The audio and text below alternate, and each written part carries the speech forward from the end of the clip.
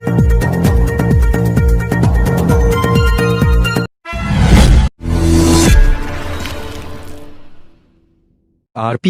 Police को मिली बड़ी कामयाबी। गाजियाबाद रेलवे माल बुकिंग ऑफिस से चोरी किए गए लोहे की तारों की खेप को सहारनपुर से किया बरामद। 2 अभियुक्तों को भी किया गिरफ्तार। पुराना गाजियाबाद रेलवे स्टेशन माल बुकिंग गोदाम से चोरी किए गए लोहे की तारों के खेप को गाजियाबाद रेलवे पुलिस ने सहारनपुर से आरपीएफ पुलिस की मदद ली। 4 लाख से भी ज्यादा रकम की लोहे की तारों के खेप को सहारनपुर के ढोली खाल से बरामद कर 2 अलग अलग क्षेत्रों के रहने वाले 2 युवकों को किया गिरफ्तार। आपको बता दें कि सूत्रों की माने तो बशर निवासी ढोली खाल थाना कुतुबशेर का रहने वाला है, जो कबाड़ी का काम करता है और अलग अलग शहरों से माल खरीद कर बेचता है। बशर ने पिछले 20 दिन पूर्व पुराना गाजियाबाद शहर से एक अन्य व्यक्ति द्वारा लोहे की तारों का एक बड़ा खेप खरीदा गया और सहारनपुर लाकर थाना सदर बाजार क्षेत्र के अनुपम विहार कॉलोनी में रहने वाले तरुण को 2 नंबर में बेचा गया। इस पूरे मामले में पुराना गाजियाबाद रेलवे स्टेशन के आरपीएफ थाने में 2 मुकदमे दर्ज है। तभी से आरपीएफ पुलिस कड़ी से कड़ी मिलाकर इस पूरे मामले की जांच कर रही थी, जिसको लेकर गाजियाबाद आरपीएफ पुलिस आज सहारनपुर पहुंची और सहारनपुर रेलवे स्टेशन की आरपीएफ पुलिस से मदद लेकर छापेमारी कर 2 अभियुक्तों बशर व तरुण को गिरफ्तार किया और मौके से 4 लाख से भी ज्यादा की लोहे की तारों के खेत को बरामद किया।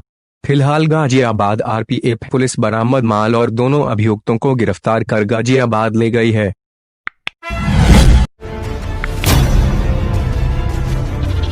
सहारनपुर में आग ने जमकर तांडव किया। सागर रत्ना रिजोर्ट और साड़ी के शोरूम में आग लग गई। रिसोर्ट में सुबह के समय तो दोपहर को साड़ी के शोरूम में आग लगी, जिसके बाद खलबली मच गई। दमकल विभाग की टीम ने फोर्स के साथ मौके पर पहुंचकर आग पर काबू पाया। अग्निकांड में लाखों रुपए का नुकसान हो गया। हालांकि यह तो गनीमत रही कि दोनों की हादसों में जनहानि नहीं हुई। पहला मामला अंबाला रोड स्थित सागर रत्ना रिजोर्ट का है।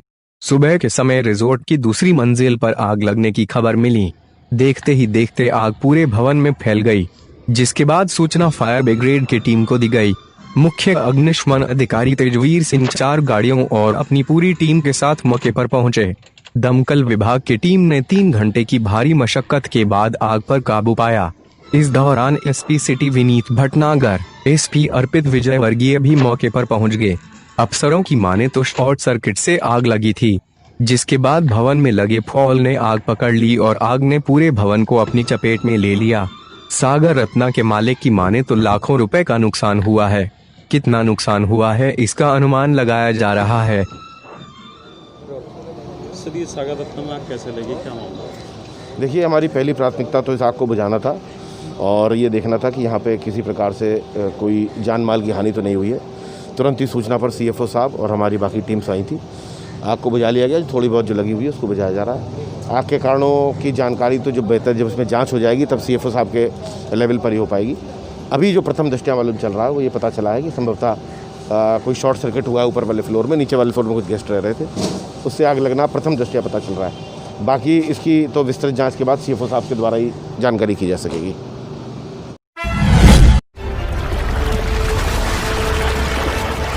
पूरे देश में कोरोना वायरस महामारी के कारण लॉकडाउन है और इस दौरान निजी स्कूल संचालक अभिभावकों पर फीस देने का दबाव बना रहे हैं और अन्यथा की स्थिति में बच्चों के नाम काटने शुरू कर दिए हैं और फीस न जमा होने पर रिजल्ट नहीं दे रहे हैं और बार बार विद्यालयों में बुलाकर प्रताड़ित किया जा रहा है। अभिभावक संघर्ष समिति इस बात को लेकर पिछले 15 दिनों में हकीकत नगर स्थित धरना स्थल पर फीस माफी के लिए विरोध प्रदर्शन कर रही है। फीस के नाम पर 1,500 रुपए वसूली जा रहे हैं, जो कहां तक न्याय उचित है इस पर लगाम कसनी होगी। 9वीं व 11वीं के बच्चों को फेल कर दिया जाता है और दूसरे स्कूलों के द्वारा अगली कक्षा में ले लिया जाता है, जिसकी जांच कराकर कार्रवाई करने का काम करें। इस खेल में मोटी रकम उड़ाई जाती है और अभिभावकों पर अतिरिक्त बोझ डाला जाता है। जब बच्चे नर्सरी से एक स्कूल में पढ़ता है और कक्षा 1 से 8 तक अच्छे अंक लाता है तो अकस्मात उसे 9वीं में ही क्यों फेल कर दिया जाता है, हमारी समझ से परे है।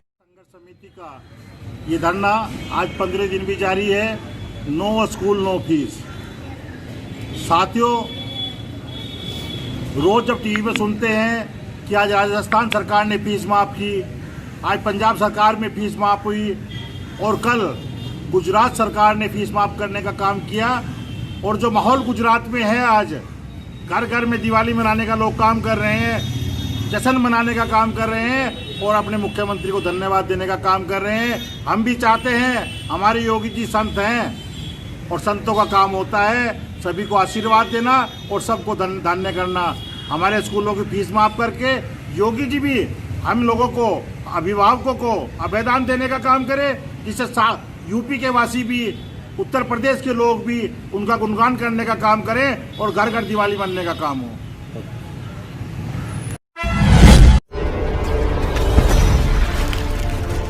महासंघ के प्रदेश अध्यक्ष चौधरी नीरपाल सिंह ने मुख्यमंत्री से मांग करते हुए कहा है कि पत्रकार विक्रम जोशी के परिवारजनों को 50 लाख का मुआवजा, परिवार में सरकारी नौकरी तथा परिवार को पुलिस सुरक्षा दी जानी चाहिए। चौधरी नीरपाल ने उत्तर प्रदेश के गाजियाबाद में जिस प्रकार से परिवार के सामने पत्रकार विक्रम जोशी की सरेआम गोली मारकर निर्मम हत्या की गई है, उसकी कांग्रेस पार्टी घोर निंदा करती है। अपराधियों को सख्त से सख्त सजा मिलनी चाहिए। पत्रकारिता लोकतंत्र का चौथा स्तंभ है, पुलिस इनकी सुरक्षा नहीं कर सकती तो आम आदमी की सुरक्षा कैसे होगी। विक्रम जोशी की हत्या, पुलिस कर्मियों की हत्या इस बात का प्रमाण है कि यूपी में राम राज्य नहीं रावण राज्य कायम है।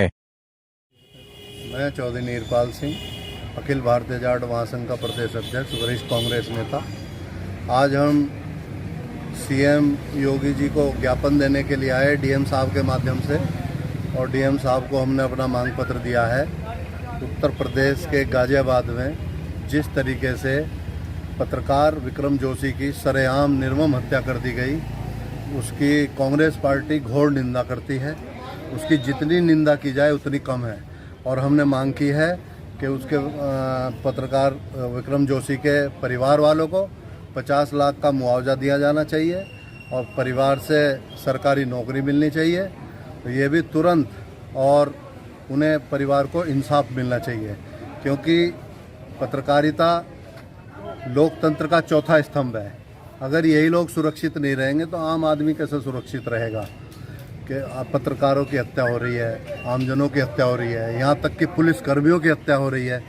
तो ये प्रदेश में दर्शाता है कि आज यहाँ पर राम राज नहीं रावण राज कायम है। इससे साफ दर्शाता है, और उनके परिवार वालों को सुरक्षा मिलनी चाहिए। ये हमारी मांग है कि इस तरह की वारदात का लॉ एंड ऑर्डर कायम किया जाए। इसको संज्ञान लेते हुए सीएम योगी जी खुद जाकर 50 लाख का चेक उस परिवार को प्रदान करें, ताकि पत्रकारिता का चौथे स्तंभ का मनोबल ना गिरे, उसका मनोबल बढ़ा रहे वो अपना, क्योंकि पत्रकारिता एक समाज का आईना होती है जो सब कुछ दर्शाता है।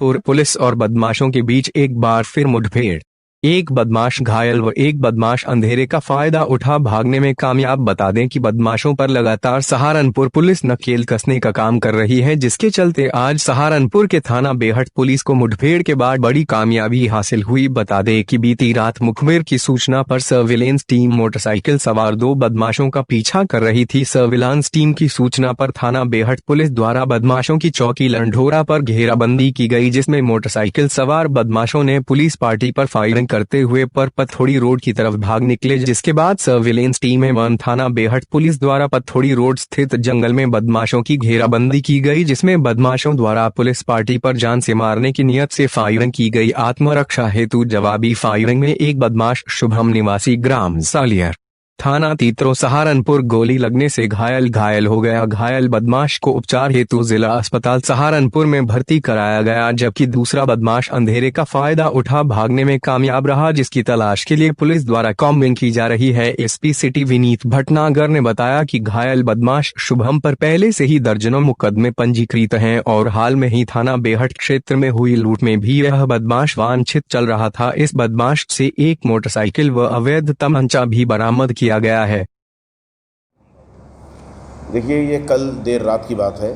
हमारे जनपद की सर्विलांस की टीम और थाना बेहट ये किसी इनपुट पर जो है एक साथ काम कर रहे थे, और रात के समय पूजनेकी के पास में, मिर्जापुर पूजनेकी के पास में 2 बदमाश एक मोटरसाइकिल पर आ रहे थे, जिनको जब रोका गया तो उन्होंने पुलिस के ऊपर फायर किया, जान से मारने की नीयत से फायर किया। पुलिस ने जो आत्मरक्षा जो जवाबी फायरिंग करी है उसमें एक बदमाश के चोट लगी है,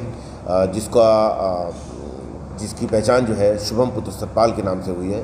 ये सालियर तीतरों का रहने वाला है और वर्तमान में ग्राम इस्माइलपुर कुतुबशेर में ये निवासित था। ये कई मुकदमों में वांछित था और अभी हाल में ही एक बेहट क्षेत्र में लूट हुई थी, उसमें भी ये वांछित था। इसके पास से एक मोटरसाइकिल और तमंचा कारतूस बरामद किया गया है। दूसरा बदमाश जिसकी पहचान अभी नहीं हो पाई है वो रात में अंधेरे का फ़ायदा उठा करके भाग गया है। जिस बदमाश को चोट लगी है उसको बेहतर इलाज के लिए ज़िला चिकित्सालय में दाखिल कराया गया था। उसकी हालत खतरे से बाहर है और इसमें आगे विवेचना करके आगे कार्रवाई की जाएगी।